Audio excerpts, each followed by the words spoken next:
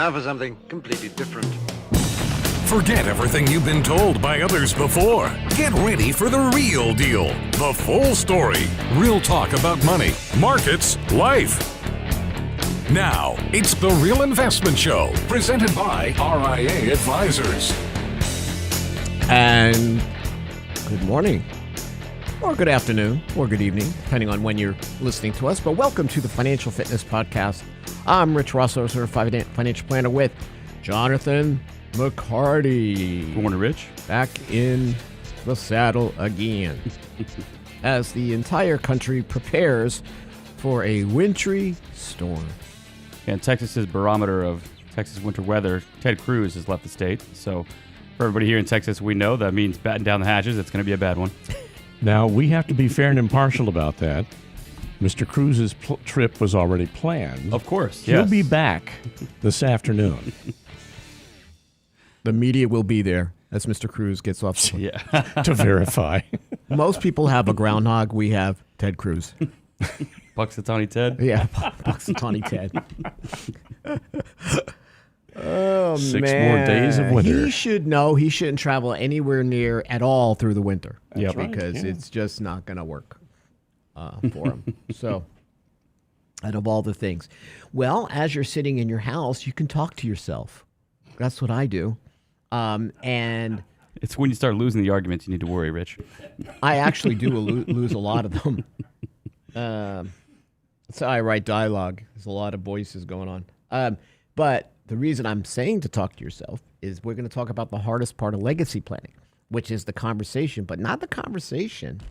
There's all these articles, how to have the conversation with your loved ones, when to have it, blah, blah, blah. No, the first conversation you need to have is with you, with yourself, right? There's a self-discovery that goes along with legacy planning. And a lot of people think, oh my gosh, it's the documents, it's the taxes, the complex strategies, all this stuff. No, it's really the jump start, the conversation.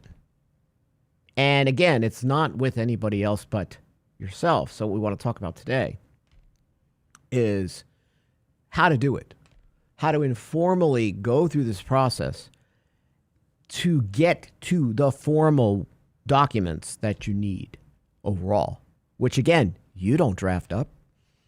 You have an attorney draft up, especially if you're dealing with trusts. So we're going to talk a little bit about that. You know, your advisor can spur these conversations, or at least ask. There are a lot of things you can do to do this, but we're going to talk about one particular organization and document that we use here at RIA. Jonathan's probably too young to talk about, actually, well, when you think of, you got to have that conversation. When you have children, I don't know what you first thought, but when... I thought, oh, crap. Yeah, that's the first thing you think. Like, your life is really not your own. It's different, right? It's like, I have a greater responsibility now. There's something...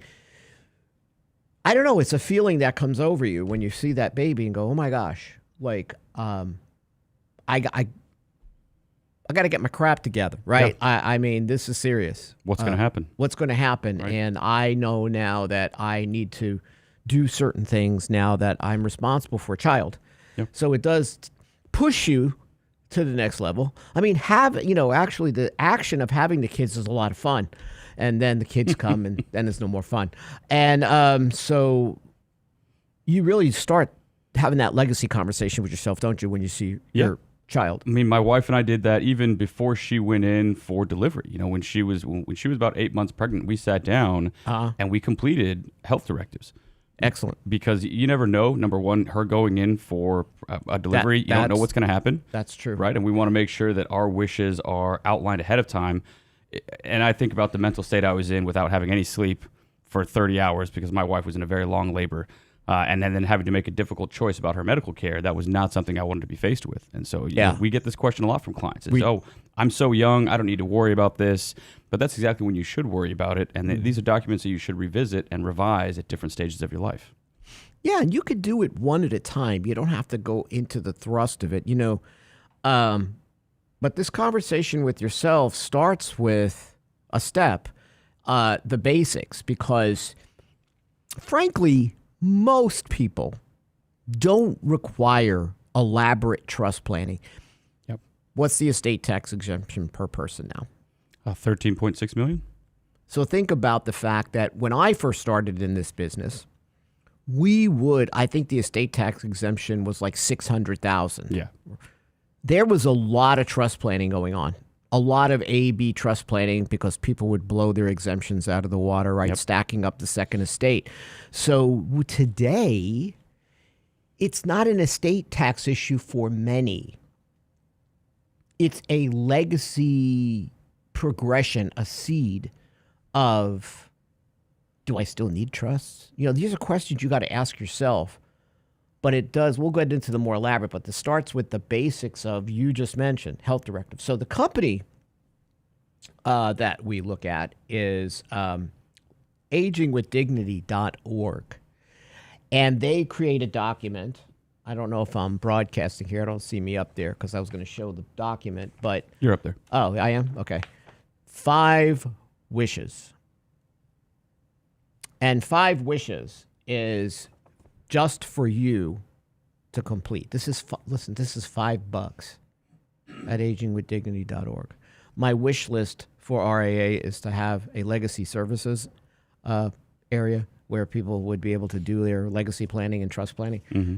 But this document, and actually this document should be, I just ordered, I don't remember, like 75 of these. So our advisors have them because this is the conversation with yourself. Yeah. Document. This is where during a storm, and you could do this online, by the way. I like the paper, but you could go ahead and fill this out online at agingwithdignity.org. And no, I'm not paid by, none of us are paid by Aging. Full disclaimer. Right. I've been working with this, using this organization since it first started, 5 Wishes. And I don't know how many years ago that's got, at least 15. And this is what you write out. This is also a great gift for family members. Okay, because it's not meant to have a conversation with anyone but yourself. And here are the 5 wishes. The person I want to make care decisions for me when I can't. I don't need to have a conversation with this person yet. I need to have this with me. The kind of medical treatment I want and don't want, and you just brought this up, Jonathan, I had to make that decision for both my parents. Yeah. I think I know what they would have wanted, but I don't know. Yeah. It would have been much better if they had directives. I right? saw my mother go through the same thing with her father. It was one of the hardest things she's ever done. And she's a medical professional. So she had to make that decision She for did, him. yeah. My grandmother couldn't bring herself to make the call. Right. And wouldn't you want to be the person to do that? Because I know Amy's just going to pull the plug on me no matter what. My wife knows I'm worth more dead than alive. Right, So, I mean, I'm a little concerned. Does it say pull plug? Pull plug. 1 wish. Pull plug. So, No, you don't understand. You know when your computer is messing up and you restart it? This is just going to restart, Jonathan. It's a quick reboot. He'll come back. We'll unplug him and plug him back in. 2.0. It really doesn't work that way, Mrs. McCarty. Just do it. All right. Number 3, how comfortable I want to be. We're going to dig into the surface, go under the surface, underneath the surface of this, but I want to just share with you the 5 wishes. How I want people to treat me. What I want my loved ones to know. Right? So the 5 wishes is the first living will or advance directive that talks about these personal, emotional, and spiritual needs. But that's a conversation, again, you need to have with yourself. Now, I'll tell you, once this is completed and filled out, it's not in Texas, but it is valid in many states under the laws of most states as a valid directive. Yep. Yeah, and there's a few states, Texas being one of them, a small handful, I think 5 other states that are included in that, where there are additional requirements. Specifically in Texas, there are requirements about who you can have sign these types of documents. Mm-hmm. And so they don't want anyone who has a vested interest in your death to be able to sign as a witness to these documents, because obviously then they have motivation for maybe leaning one way or the other if they're on the fence about a particular decision. Yeah, I just got life insurance on my neighbor, and I don't even know who she is. But I know she's 80. So this advanced directive planning is your foundation of what you want to do. And I think, again, you're going to be locked up in the house doing stuff. Go to agingwithdignity.org or 5 Wishes. Just type it into Google and it'll come up for you. So so when you go through this, so the person this is the wish one. And the person I want to make healthcare decisions for me when I can't make them myself. Right? My attending treating doctor finds I am no longer able to make healthcare choices, and another healthcare professional agrees that this is true. So you would put the name of the person and also a second choice. So this person, this is where it could be realistically all over the board. It could be a friend. It could be your spouse. It really could be anybody you feel is a good choice. Ironically, what they say in 5 Wishes, a family member may not be your best choice because they're too emotionally involved in the process. They don't want to have that decision made. Exactly. And that's why sometimes the spouse isn't always the best option, because I know, regardless of what I tell my wife, she's going to do everything she can to keep me in this world because she doesn't want to lose me. And I love her dearly for that. But it would be very tough for her to make those choices. So for me, it's my mother, because she is a healthcare professional. Oh, well, that's great. Yeah. So you took it out of your wife's hands. Well, and she regularly tells me growing up, I brought you into this world and I'll take you out. And now she has the authority to do so. So, Wow, that's pretty good. That's pretty awesome, actually. She's got some good one-liners. Jonathan's surrounded by some women that's really going to keep him on his toes, man. He's not going to be. You're not going to be Keep able it in to. line. Yeah. Holy moly! Talk about guardrails. Yeah. He's like in the bubble. You can let him out between 4 and 6, and then put him back. Walk him once, twice a day. So your agent makes choices about your medical care or services, tests, medicine, surgery. Any interpretation of what a doctor said, consent to admission to an assisted living facility, hospice, hospital, make the decision to request to take away medical treatment, artificially provided food and water, whatever it is, release of my medical docs, move me to another state to get the care I need, refuse medication. So it's not just pulling the plug, which is what people think this is. It's a lot. Applying for Medicare or Medicaid. So you would write that. But what I do like is there's space. So you have the space that says, here's the person I select. Name, phone, address. But there's lines of where you explain why you selected the person you selected. Yeah. Right? I have some individuals I know that completed this, didn't know whether someone was going to be at a healthcare directive. And I've had them use this document to actually, someone who didn't want to do it, once they read the reason why the person selected them, they were sort of honored to do Change it. their mind. Because it is a privilege, right? You're asking for someone to make this tough decision knowing they can do it. With utmost, and that person that's asking you has the utmost respect for you. Correct. Right? And I think that's important. Man, I would love Gary Busey to be my healthcare director. Whoa, let's do it. Yeah. I like sausage. What does he do with that whole thing? That's pretty funny. So it's also if you change your mind. So wish one, again, is this healthcare decision. And this healthcare decision is a lot more than you think. Most people think it's just that end of life, but it's not. Paying the bills, any decision. Matter of fact, doctors are going to want to know who is that party. Yeah. Yeah, especially they want to know who's paying the bill. Yeah. By the way, we're so sorry. Who pays the bill? My wish for the kind of medical treatment I want or don't want.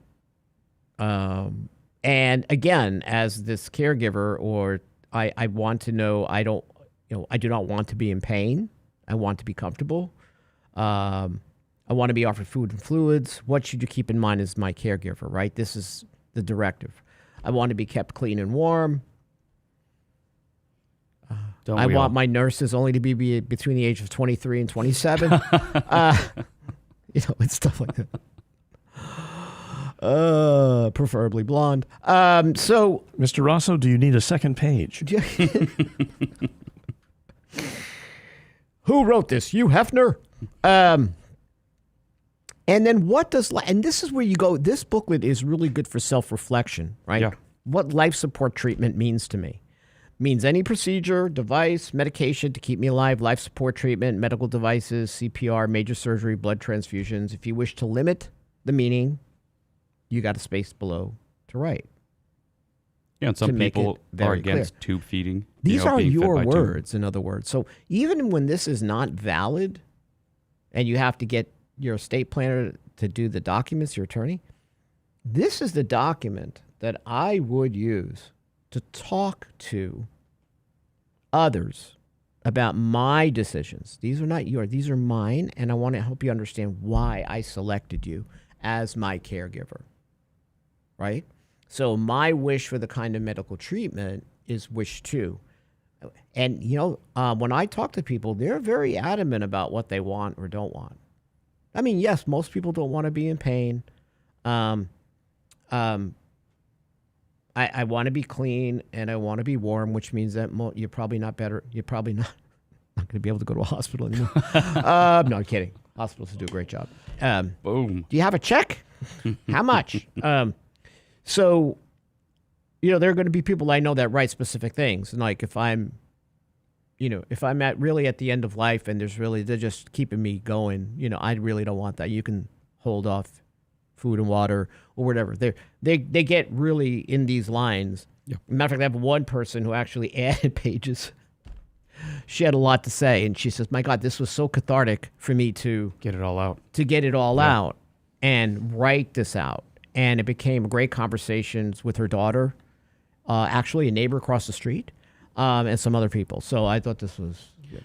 How does a organ donor fit into all of this at this point? I think they're really at that point where they don't want to play any instruments, Brent. I just don't think that's Yeah. Wrong key, Rich. I think you should list it in here, right? It's also listed on your drive, right? And Right, I want, and again, I think that, and that's a good question actually, is something I definitely would put in here, in my own opinion, in this document to say, I am an organ donor. That's what I prefer. I believe that is one of the options in that document as well, yeah. But also, and this is just personal preference. My concern around organ donation is always, if I'm on the fence and it's the medical professional making this call and they have somebody who could really use an organ of mine, I would be a little worried about how that may play out. So, yeah, I opted not to be an organ donor. So I apologize to everybody for not getting any portion of me if I pass away. But, I opted against that. Oh. Man, you were going to be my first choice. My liver's already pickled, Brent. You don't want this one. Yeah. And obviously, since he's not an organ donor, he has no heart, so we don't want it anyway. Boom. Man, Rich is on fire today. That's good. You see Jonathan's brain in a glass canister that says Abby Normal. AB normal. AB yes. Normal. You at least know the movie Young Frankenstein. I don't. Nope. Okay. Listen, the show's over. Okay, yeah. See you next week. We'll see you next week. Got to do some research. One of the funniest Best written. Mel Brooks films. Yes. You've heard about Blazing Saddles, right? I have. I know who Mel Brooks is. Yes. Yeah, Okay. so he's This is your weekend winter young storm Okay. homework Frankenstein assignment. All right, you got it, guys. Watch all the Mel Brooks movies. with Marty Feldman. What hump? What? What does he say? I'm Igor. Yes. I'm Igor. Igor. With the cockeye. Yeah. The way they spoof Frankenstein is Brilliant. brilliant. Yeah. Yeah. It's really funny. It's over the top. Over the top. I don't know if you can make that one today. I think you probably could. Can't do Blazing Saddles today. No, can't do that, unfortunately. So to your point, organ donation, in a coma, not expected to wake up or recover. I want to have life support, so you check off the boxes. But again, the most important part of this is the freehand, the writing part of why you made these decisions. So if someone asked me, how should I do this? I said, just use the question, why? Just use the word why. Because someone who reads this is going to want to know maybe sometimes why, but maybe you want to know why. I've had some people go through this and then change it. Like, why would I want to do this? Maybe I don't. Permanent and severe brain damage, not expected to recover. Well, that's all of Congress. So they don't want life support treatment. So this is, again, wish 2. And I think, again, you're going through this whole self-discovery, I think. And again, this is when this document first came out, I was all over it. I was so excited that I thought this would be a really best way. Because this, again, now you breach into the personal, spiritual, and emotional wishes. And my wish for how comfortable I want to be. And it's cross out anything you don't agree with. So it says, if I show signs of depression, nausea, shortness of breath, or hallucinations, sort of when I used to watch Joe Biden television. Kidding. Never felt that way. I want my caregivers to do whatever they can to help me. I wish to have a cool, moist cloth put on my head if I have a fever. I mean, these are little things that they're telling, right? Yeah. I wish to have personal care like shaving, nail clipping, hair brushing, spiritual reading. So all of these you would cross out. My wish for how I want people to treat me. I wish to be visited by a chaplain or clergy. Wish to have pictures of my loved ones in my room near my bed. My favorite music. That would be Brent. My favorite music played when possible until my time of death. Or to hurry me along, some Yoko Ono. Playing taps, you know. Yoko Ono's famous hits. Brent, are you flatlined? All gone. I want to die in my home if this can be done. I wish to be called by my name. Please call me. You got to put a funny name in there. Donald Duck. So again, I think it's really hard when you're the one. It's nice when people are asking you, when you're putting together stuff, or people are asking, you're asking your parents about their plans. But this is asking you asking you. And you might be surprised as you go through each of these statements, what I thought this way, but now that I read this. Yeah, and it's a challenging part of what we do, Rich. Obviously, not many people are eager to think about their own mortality, but, an ounce of preparation is worth a pound of pain. So if you can help to alleviate some of those responsibilities for your loved ones when it's already going to be a very emotionally trying time, I think that's going to help to ease that transition. Some people go, he's gone. How much life insurance did he have? Have the agent on speed dial. Yeah. Listen, we don't want this to be completely morose. We're trying to have fun. Lighten it up a bit. Yeah. Wish 5. My wish for what I want loved ones to know. This makes a great template for a eulogy if you want one. Like, if you want someone to write a eulogy for you, even though ChatGPT could do it. You all disappointed me. You all? Yes. If anyone asks how I want to be remembered, please say the following about me. You're all a disappointment. Yeah.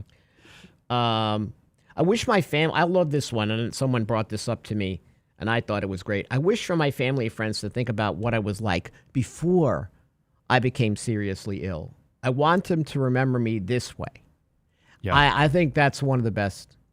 Remember me when I was not going through this and all the things that we did. Yeah. I think that my body or remains should be put in the following location. Nympha's kitchen. No.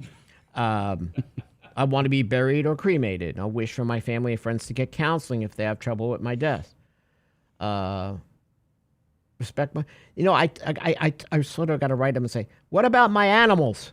I wish for my blah, blah, blah, take care of my animals and not to put them in a shelter. But I have some people that will actually write that in. Yeah. Well, it's very important. That's a valid point. Right. It is. Yeah. If there is a memorial, I'm going to ask Brent this question. See what you get. If there is a memorial service to me, I wish for the service to include the following. What music, song, or readings would you have at your funeral? Bum bum bum ba-dum ba-dum bum bum bum ba-dum ba-dum bum bum bum. The Ritz? Putting on the Ritz.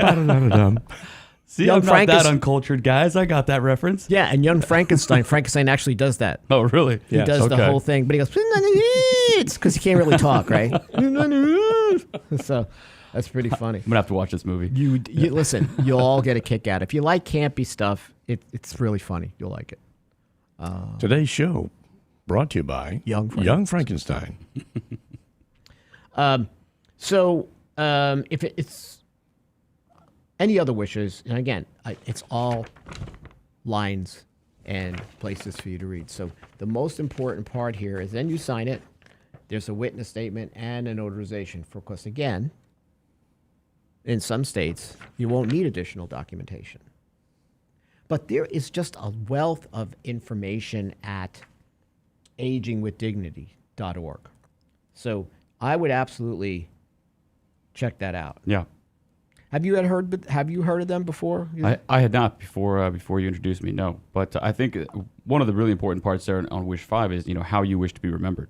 And I'm sure you have memories from your own childhood, but I have relatives that I only remember in seeing them just before they passed away. I have an Aunt Sue who had at-home hospice care, and I remember going in to visit her, when she was towards the end of her life, and she's hooked up to a lot of machines in a big hospital bed, and that's really the core memory that I have of my aunt. And now that I'm older and I look back over pictures, I spent a lot of time with her, but because I was so young and you don't really retain a lot of those memories, the one core memory that sticks in my mind was going to visit her just before she passed away, and unfortunately it was not the healthiest time in her life. Obviously, it was something that stuck with me because of how traumatic it was. But that's a one thing that you can try and help to ease your passing for your loved ones, and remembering that you were a much different person, a much more vibrant and living person before the end. I have people that will throw a hint of financial in some of this. In other words, I want my children who will receive my assets to be good stewards of it. I hope I was an example for you as far as how to build a nest egg, make sure you're making the right decisions, that kind of thing. When you go to Aging with Dignity, one of the most important elements of the website is the library. They have, the library of data, advanced care planning, quality of life tips, care for just a section for caretakers. Not too long ago, they actually added one for assisted suicide, because there are certain, states and so forth that allow. But it's also the fact that I don't think they're very fond of it, but they just want to address the popularity of assisted suicide and the negative effects it has on the poor, elderly, and disabled in society. Yeah. So this is very much religious-based, Christian-based, but again, they don't preach to you in this. This is really good data. Yeah, and even their suggestions towards end of life, final rites. They don't even mention actual final rites, so it's not like it's one denomination or another. But they talk about if you want a member of your clergy or your church wanting to be there, but they don't specify what clergy or church. So it's not like it's directed towards one group only. So they have had 1.2 million of these Aging with Dignity distributed in 2024. 43 million of these distributed to date. 15,000 healthcare professionals trained in 2024 using some of their information, and 5,200 distributing organizations. So for us, we will look to have this for our advisors to provide to you, because I think also, one of the things that I have an issue with a lot of times, even as a financial advisor, is having this conversation with clients. Yeah. We like to have the investment conversations and retirement income. We love all these other things. We're real fluid. But then we get into the estate and beneficiary.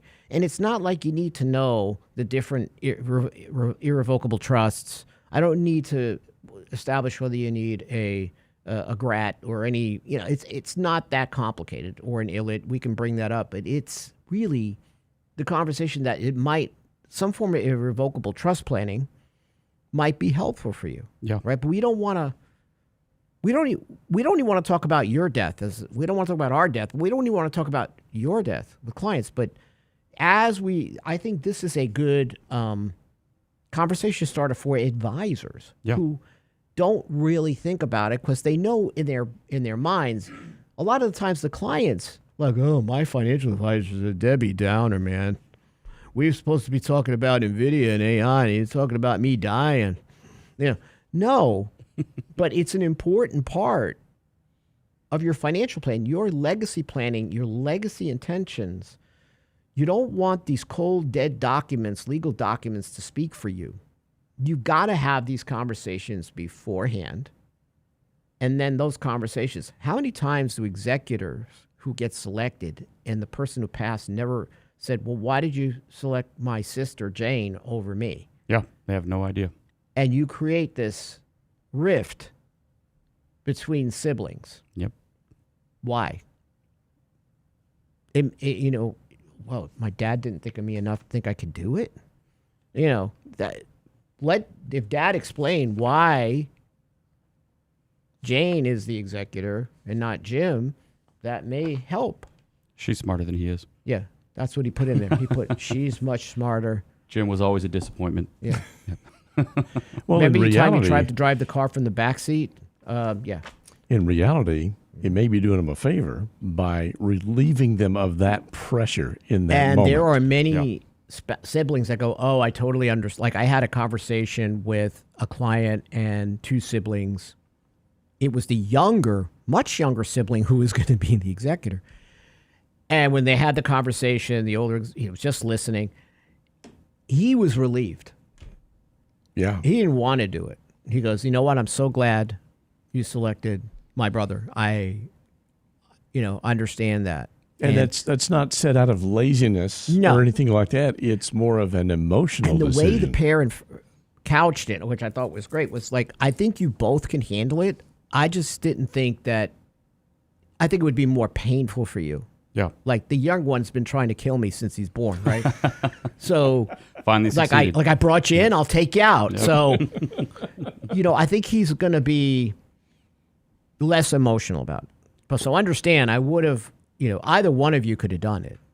Well, and I think that's and the older brother had a much more demanding job, traveling all the time, more kids, like in other words, I think what Dad was feeling was this would be a major inconvenience too for the older brother. Yeah. Well, and you bring up a good point. Having these conversations ahead of time may help you make that decision as well. That's right. You may think, oh, I want this child to be the one in charge of this. And then you have that conversation and they may be absolutely terrified of that situation. And you never would have known it. Exactly. Like you went, what? Yeah. And that has happened. And you think you're doing what they would appreciate. In reality, they're going to be overwhelmed by this decision. That's right. So that's also important to start the conversations now. And you make a good point, Richard. This is not the best part of what we do, but it's a critical part of what we do. And oftentimes it's overlooked because of the fact that they are difficult conversations to have. And that is absolutely true. It is, but I also think it connects you to your advisor. It forges the relationship because the advisor is thinking about even minor things like beneficiaries. Yeah. Do you have the proper beneficiaries? How is your account title? Like I bring up a lot of times with people with writer survivorship or I have clients that have tenants in common. And I'll say, and then I realize, they've been investing for a long time. They probably did it a long time ago to create the spawn, the trust and all that. Yep. And I'm like, well, would it be more of an inconvenience now? Then is it worth it? Yeah. Like, do you really need a trust? So I have a lot of those, revocable trust. Do I really need that? Irrevocable trust. Do I really need them? So these are high-level educational discussions that sparks conversation and then a visit to the estate planner. That's right. Overall. What I do find is when people want trust, it's more for protection of legacy and not estate tax. It's more as I want to make sure this money stays within the family, cannot be attached by creditors, cannot be attached by divorcing spouses. I want to make sure that this money goes on. I don't have any estate tax issues to worry about, but my trust speaks for me beyond the grave to make sure this money stays within the family. Especially within the situation of divorce. That's a very good point. A lot of times if you're a very successful individual and you're passing on assets to your children, you want to make sure those assets stay with those children. That's and right. In certain states, if they're not in some type of trust or legally protected account, then they become marital assets the moment they're passed on. And that may be the last thing you want. That may also be the straw on the camel's back that encourages a marriage to dissolve. Yeah. It's very possible. Excellent. So having this conversation with yourself, but using Aging with Dignity's 5 Wishes is important. This is the most popular advanced care planning resource in the United States. So if you go, before we wrap this up, if you go to Real Investment Advice, we have produced many ebooks, but one of them is a guide to legacy planning. Download it. I promise you will not be afraid. It'll give you an overarching education and differences between revocable trust and irrevocable trust. Really basic stuff that is a good start. Then go to 5 Wishes or agingwithdignity.org and spend $5. Gosh darn it. It's $5. Skip a Starbucks. Yeah, I don't even think Starbucks is $5 anymore. I think it's like 8 or 10, which is absolutely ridiculous. A couple of good comments from the chat this morning. Oh, boy. With the advanced medical directive Yeah. posted on the refrigerator, because that's where the EMS people will look first. Very smart. And it also can curb your appetite. That's right. For midnight snack. And they also want us to create an RIA Young Frankenstein fund. So there's your weekend chore. A fund. Yes. What will we be doing I then? have no idea. Maybe different parts from different things. I don't know. Yeah, okay. Maybe we should buy them. That's what we should do. Rent out a theater and play Young Frankenstein for all you youngins who never seen it before. Give us a little culture, My grandmother sat me down and made me watch The Sound of Music. I had no idea how many of these songs that I knew in my life Really? that came from that movie. Oh, yeah. Yeah, my grandmother did that too. Yep. Cried through the whole thing. So painfully boring. But that whole Von Trapp thing is in, you go to Stowe, and they have a beautiful, that's where one of Really? In Austria? no, there's one in Stowe, Vermont too. Like when they moved, one of the family eventually, I think, moved to Stowe, Vermont, or they had a place there. Oh, really? Yeah. Very cool. Yeah.